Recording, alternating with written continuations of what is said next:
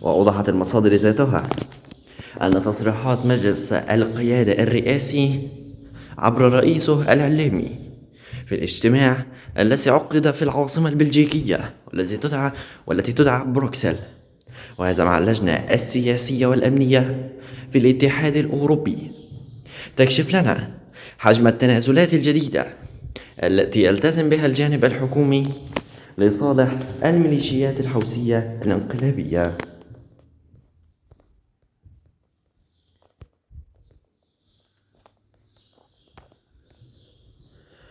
دعم بلا مطالب. وأكد العليمي خلال الاجتماع التزام المجلس والحكومة بنهج السلام الشامل والعادل، وأيضا دعم كافة الجهود الرامية لتخفيف المعاناة